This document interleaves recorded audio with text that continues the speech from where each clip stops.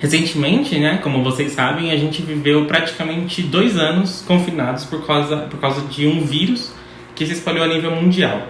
E o que a gente podia fazer em casa, enquanto a gente se protegia, era se distrair com alguma coisa, né? Fosse o trabalho ou fosse com lazer, né? Com algum filme, série ou livros. Mas em outro momento da história da humanidade, algo muito parecido aconteceu.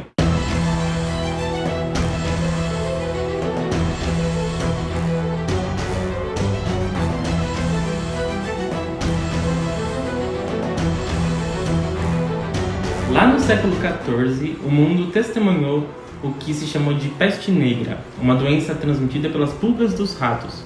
Como naquela época, né, eram poucas as pessoas que realmente entendiam, né, das coisas da natureza com um olhar mais científico, né, conforme a doença avançava, se costumou atribuir a causa dela para incontáveis fatores, né, como a grupos de pessoas de outras etnias, e as consequências disso foram que a população buscava a solução nos lugares errados, né? E por isso mais e mais pessoas morriam.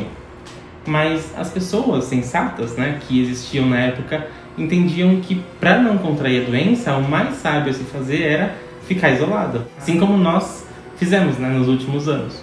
É aqui que nós encontramos um outro problema. Tudo bem que agora é um problema infinitamente mais simples, mas ainda assim desconfortante, que é o que a gente faz enquanto se está isolado.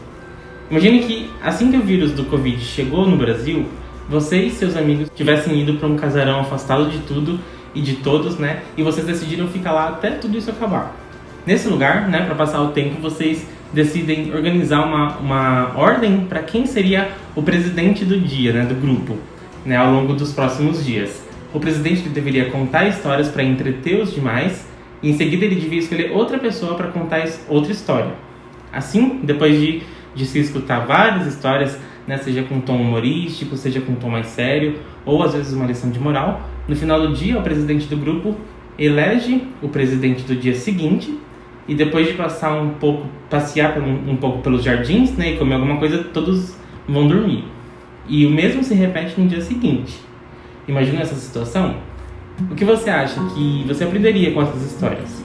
Você acha que essas histórias seriam o suficiente para distrair você durante a pandemia? Se você parar para pensar, assistir um filme ou uma série é exatamente a mesma coisa que ouvir alguém contando uma história, né? Só vai mudar um pouco o formato, né? Mas era exatamente assim que 7 homens e 3 mulheres decidiram passar os dias de peste negra durante o século XIV, e essa é a história, é o resumo do Decamerão, de Giovanni Boccaccio. O livro tem esse nome porque significa Decameron, ou as 10 jornadas, ou os 10 dias. Né? Como são 10 pessoas que entram num castelo e cada uma conta uma história por dia, são ao todo 10 histórias por dia. E 100 histórias ao longo de 10 dias.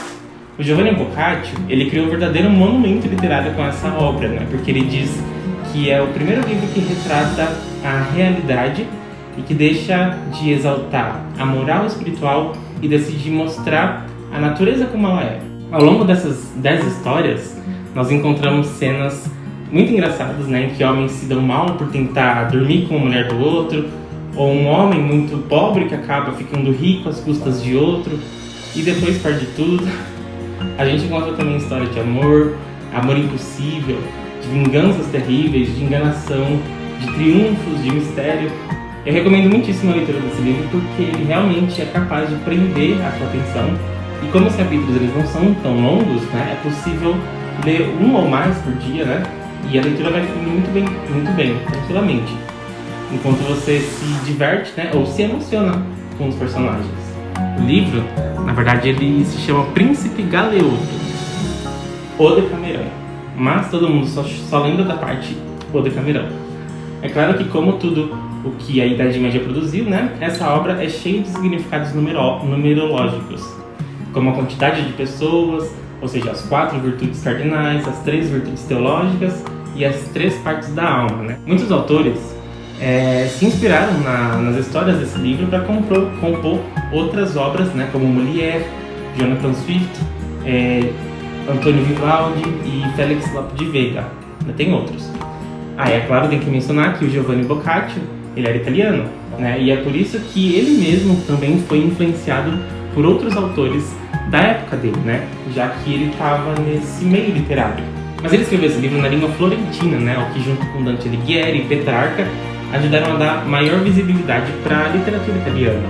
Se você der uma chance para esse livro, prometo que você vai se entreter tanto, porque afinal a intenção do Boccaccio era justamente dar algo para que as pessoas pudessem se distrair durante os momentos de tédio, durante o isolamento social, ou mesmo se nos der vontade de ficar sozinho, né? A gente pode ler esse livro e encontrar alguma coisa para se distrair, tá? Esse aqui é um livro, é uma ótima companhia.